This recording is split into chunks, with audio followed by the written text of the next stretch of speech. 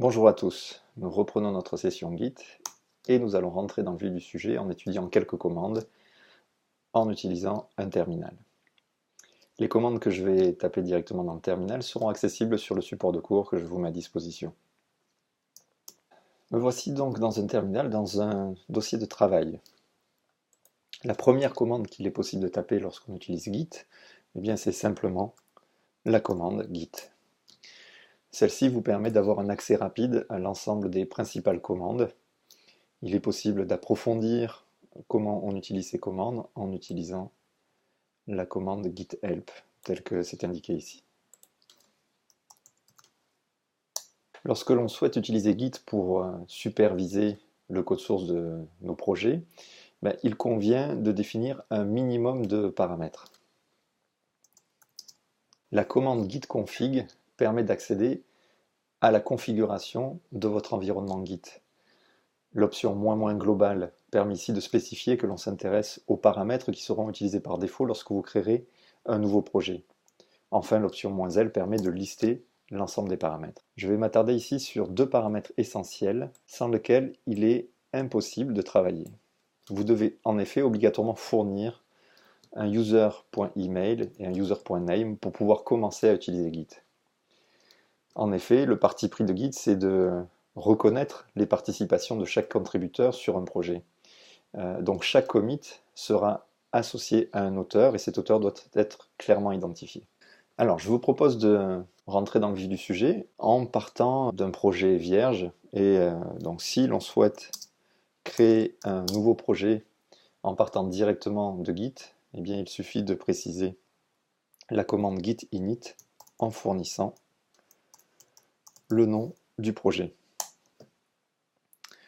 Donc le résultat de la commande, c'est la création d'un nouveau dossier, un dossier qui va contenir notre espace de travail sur mon projet, et à l'intérieur de ce dossier, en fait, le repository qui est incarné dans Git par un dossier caché, le dossier.git. Imaginez maintenant que vous ayez un projet existant. Donc je vais créer ici un nouveau dossier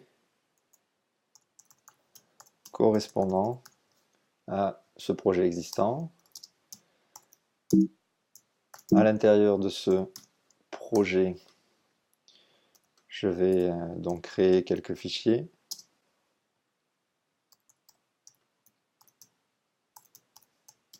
Donc je suis maintenant dans ce projet, mon projet existant qui contient déjà quelques fichiers.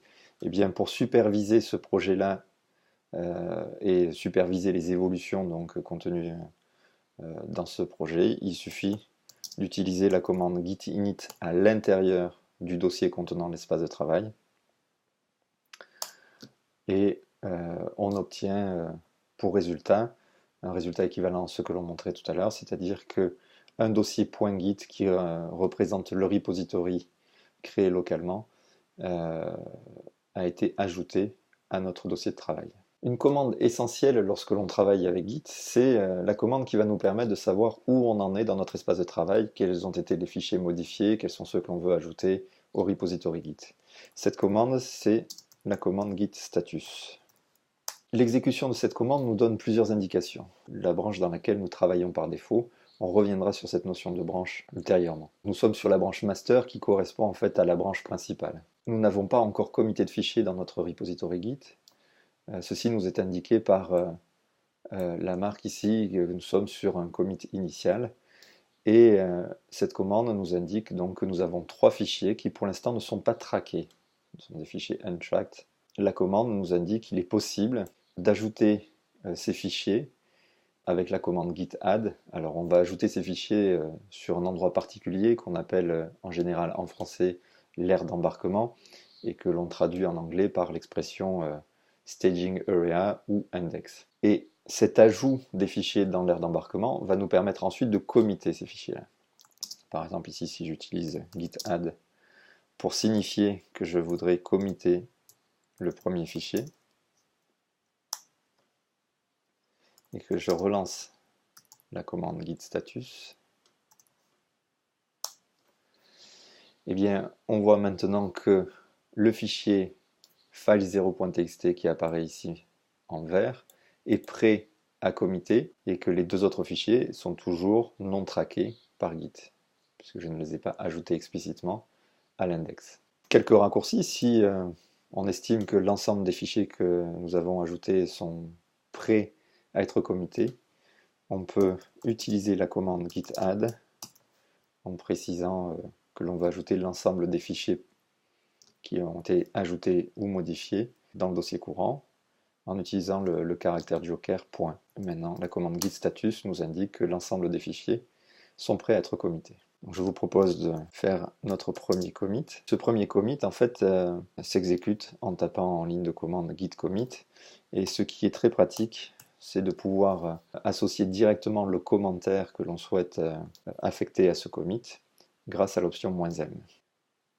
Donc nous exécutons notre premier commit et la commande nous retourne un récapitulatif de ce qui s'est passé. Donc 3 fichiers étaient modifiés dans le cadre de ce commit.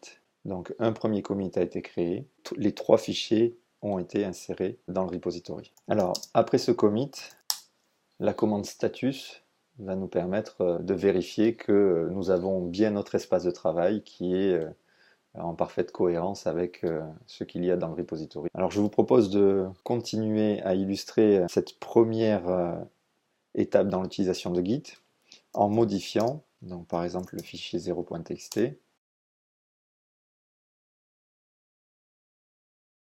Pour le modifier, ici j'ai utilisé un outil qui est pratique en ligne de commande, mais bien évidemment on peut modifier les fichiers avec n'importe quel éditeur. Et dans la pratique et dans les travaux que nous effectuerons ensemble, on utilisera autre chose que VI ou Emacs pour modifier nos fichiers. Et l'on peut redemander à Git de nous fournir un état des lieux. Le fichier ayant été modifié, si l'on veut que cette modification soit répercutée dans le repository, il faut passer par les mêmes étapes que nous avons vues précédemment, c'est-à-dire qu'il faut d'abord ajouter ce fichier-là à l'index, à l'aire d'embarquement, afin de pouvoir ensuite le commiter.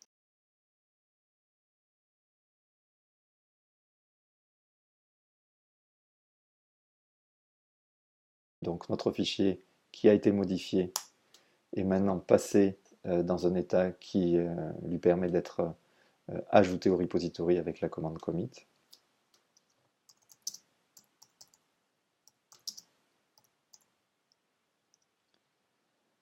Et on va préciser dans notre message que l'on a ajouté un hello world dans notre fichier.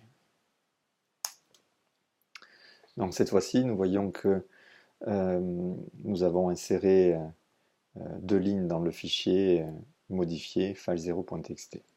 En résumé, on peut donc considérer que Git propose 3 espaces bien distincts dans la gestion des fichiers. Le premier espace, c'est l'espace de travail.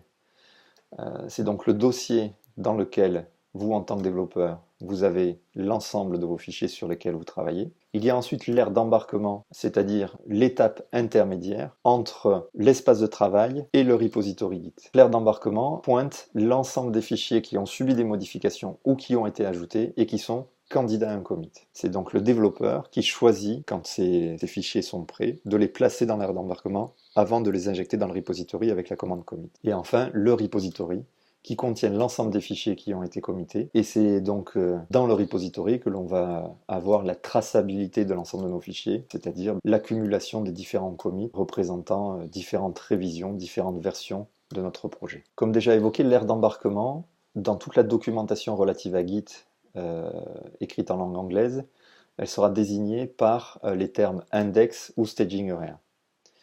Donc cet espace tampon entre l'espace de travail et le repository offre une grande souplesse, permet à tout moment d'ajouter ou de retirer les fichiers de l'aire d'embarquement.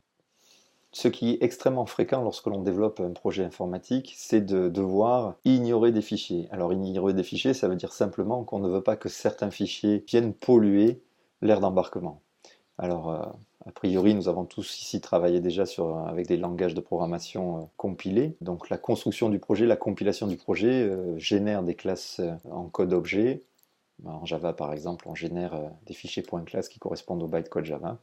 Typiquement, on ne veut absolument pas que ces fichiers viennent polluer le repository. Donc, comme la plupart des outils de gestion de version de code source, Git met à notre disposition un dispositif permettant d'ignorer tout un ensemble de fichiers. Ce dispositif s'incarne à travers l'édition d'un fichier particulier, d'un fichier caché qui s'appelle .gitignore. Ce fichier .gitignore va nous permettre de spécifier les fichiers de l'espace de travail devant être ignorés par Git. Donc si dans ce fichier vous mettiez des lignes vides ou des lignes commençant par le caractère dièse, celles-ci seront ignorées. Donc le dièse permet d'ajouter des commentaires dans votre fichier gitignore. Vous pouvez sur chaque ligne écrire spécifiquement un nom de fichier. Tous les fichiers ayant ce nom-là seront ignorés dans l'ensemble de l'espace de travail. Donc il est possible ensuite d'utiliser des caractères joker, comme le étoile, qui décrit une succession de n'importe quel caractère. Dans ce cas-là, le pattern que vous allez expliciter sur la ligne s'appliquera que dans le dossier courant ou dans le dossier indiqué par le pattern. Nous allons illustrer l'utilisation du fichier gitignore en ligne de commande et ensuite nous irons voir sur internet quelques fichiers gitignore plus importants et correspondant à des projets Java existants. Pour illustrer l'utilisation du fichier .gitignore, je vous propose de créer quelques fichiers à ignorer. Par exemple, nous allons considérer que tous les fichiers ayant une extension .log doivent être ignorés dans notre projet. Donc, je vais en créer quelques-uns. Donc j'ai maintenant dans mon projet des fichiers qui ont l'extension .txt et des fichiers qui ont l'extension .log. Si j'exécute la commande status sur l'espace de travail, on voit effectivement que Git a détecté que des nouveaux fichiers avaient été ajoutés dans notre espace de travail. Nous voulons indiquer à Git que ces fichiers doivent être ignorés.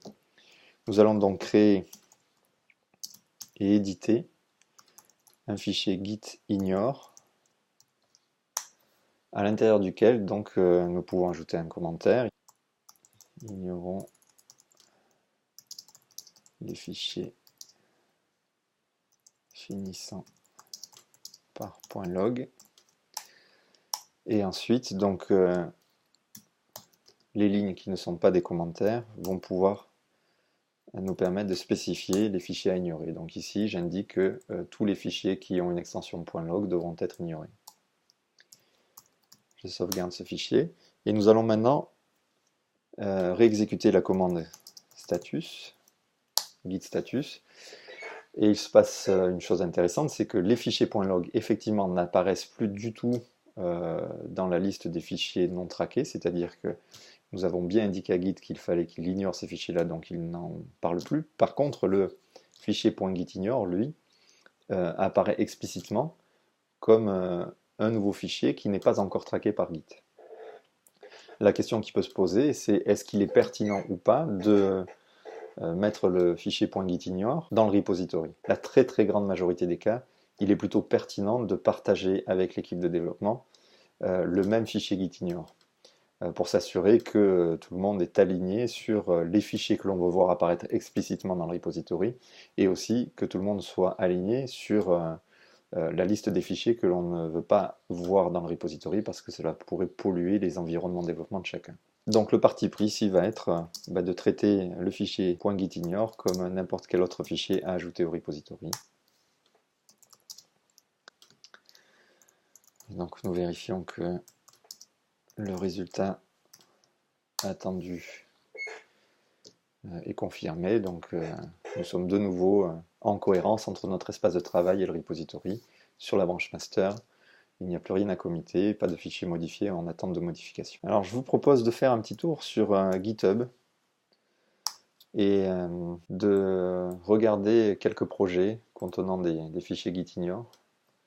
Donc ici on est sur le projet de Sapnot qui, voilà, ici nous voyons que dans le fichier gitignore de Sapnot, donc Sapnot c'est un projet qui est développé pour la plateforme J2EE. Donc on voit par exemple les dossiers qui contiennent les résultats du build sont ignorés. On ne veut pas avoir apparaître les points classes, les targets, etc. dans le repository.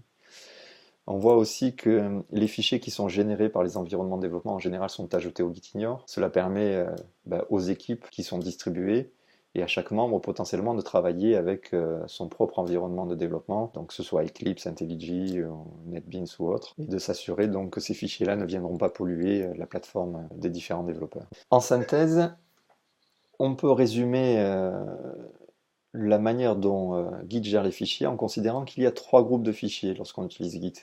Donc les fichiers tracked, donc les fichiers traqués, et ces fichiers-là sont soit dans le repository, soit dans l'aire d'embarquement. Ensuite, il y a les fichiers ignorés. Ce sont tous les fichiers qui ont été déclarés dans le fichier .gitignore. Et enfin, il y a les fichiers untracked, donc les fichiers non traqués, c'est-à-dire ce sont ceux qui sont soit non ignorés, soit non encore traqués. Ce diagramme état de transition va nous permettre de synthétiser les étapes que peut subir un fichier avant de se retrouver dans le repository. Donc tout commence lorsque l'on crée le fichier, un nouveau fichier dans notre projet. Eh bien, soit ce fichier a vraiment vocation à être ajouté dans le repository, soit c'est un fichier qui a été créé et qui n'a une fonctionnalité que pour le développeur localement. Dans ce cas-là, il convient d'indiquer dans le fichier .gitignore que l'on souhaite que ce nouveau fichier soit ignoré. Donc un fichier spécifié dans le .gitignore se retrouve dans l'état ignoré, il ne sera pas pris en compte par Git.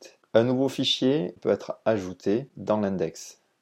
Donc la commande git add d'un fichier nouveau ou d'un fichier modifié permet de positionner le fichier dans l'aire d'embarquement et d'indiquer ainsi qu'il est prêt à être commité. Un fichier qui se retrouve dans l'index par erreur, dans cette aire d'embarquement, peut être sorti de l'aire d'embarquement à tout moment en utilisant la commande git rm -cache. Tout fichier dans l'aire d'embarquement est prêt à commiter. La commande git commit permet d'ajouter les fichiers dans l'aire d'embarquement dans le repository et générant ainsi une nouvelle version enregistrée du fichier ou de l'ensemble des fichiers dans le repository. On crée ainsi une nouvelle révision, une nouvelle version du projet. Les fichiers qui sont dans le repository peuvent être modifiés par le développeur et se retrouvent donc de nouveau dans l'état modifié et peuvent subir le même processus, donc peuvent être ajoutés dans l'index. Je vous propose maintenant de nous intéresser au dossier. Je vais créer dans mon espace de travail un dossier particulier. Par exemple, un dossier SRC, qui est l'appellation courante pour les dossiers sources d'un projet informatique. Donc j'ai bien dans mon dossier de travail le dossier SRC qui a été rajouté. Et donc on s'attend à ce que la commande git status fasse apparaître le dossier SRC comme un nouveau fichier à traquer en vue éventuellement de le commiter. Et ce que l'on constate, c'est que la commande git status ici nous indique qu'il n'y a rien à commiter, que l'espace de travail est conforme à ce qu'il y a dans le repository. Alors ceci provient du fait que Git s'intéresse réellement au contenu et non pas au fichier. Et un dossier qui ne contient aucun fichier n'intéresse pas Git. Git ne le prendra pas en compte dans sa gestion de code. En revanche, si dans ce dossier SRC, je rajoute un fichier correspondant à du code source, donc on a maintenant dans ce dossier-là hello.java, et que j'effectue un git status en étant dans ce dossier, eh bien la commande nous retourne qu'il y a maintenant le dossier, alors le dossier courant c'est le dossier SRC, qui contiennent des fichiers non traqués et qui en est en mesure là aussi de faire ce que l'on a fait jusqu'à présent, c'est-à-dire d'ajouter ce fichier-là et de le commiter. Alors si j'exécute la même commande depuis la racine du projet, on a un retour qui est différent mais qui prend simplement en compte le dossier à partir duquel la commande a été lancée. Donc git status ici nous montre explicitement que ce n'est plus le dossier courant qui contient des fichiers non traqués et que c'est le dossier SRC. Donc pour gagner du temps, toujours pareil, la commande git add point nous permet d'ajouter l'ensemble des fichiers prêts à être committés et le résultat de la commande git add nous montre que effectivement le nouveau fichier hello.java est prêt à être commité.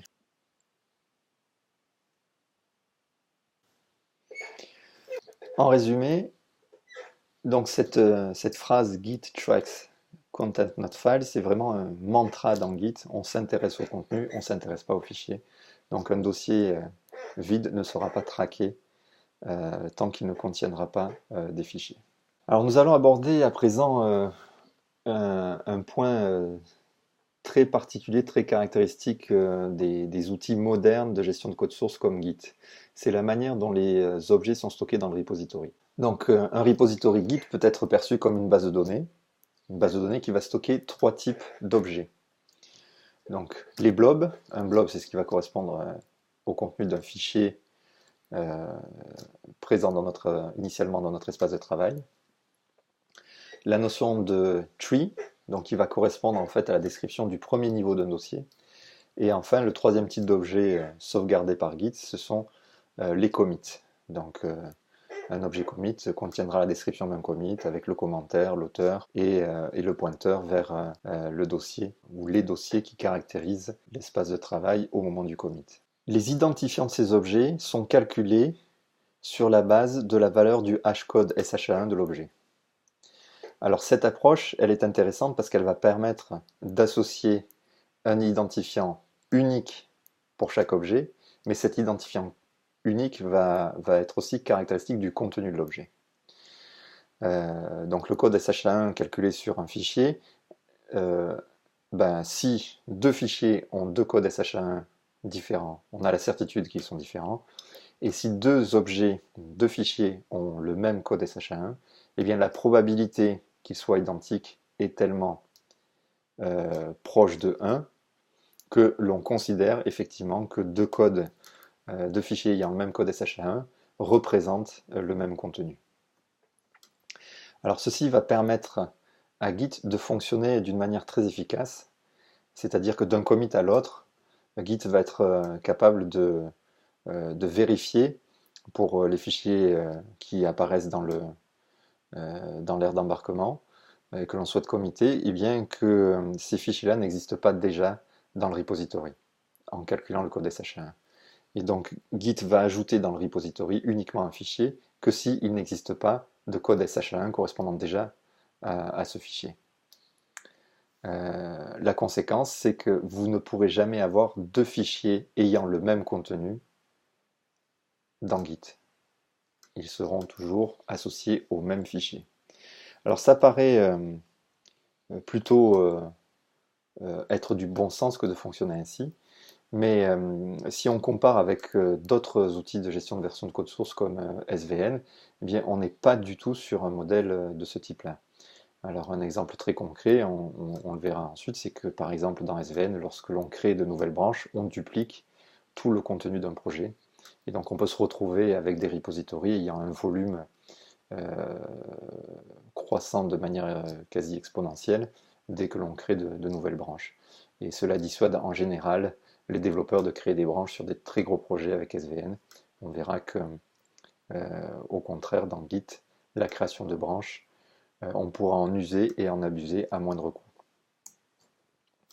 Alors si on s'intéresse maintenant à la manière dont ces objets sont liés entre eux dans le repository Git, eh bien ça ressemble à peu près à ceci. Donc un commit va toujours référencer le commit précédent, d'une part, et ensuite un objet de type tree qui va représenter en fait l'arborescence de votre dossier de travail au moment du commit. En bout de chaîne, les feuilles de notre arbre d'objets stockés dans le repository Git, on trouve les blobs, c'est-à-dire les fichiers contenant bien le code source de votre projet. Chaque objet de type tree correspond à un dossier particulier de l'espace de travail, et ainsi il est possible de reconstituer à tout moment, lorsque l'on bascule sur un commit particulier, toute l'arborescence contenant les dossiers, les sous-dossiers et les fichiers de votre espace de travail pour ce commit donné.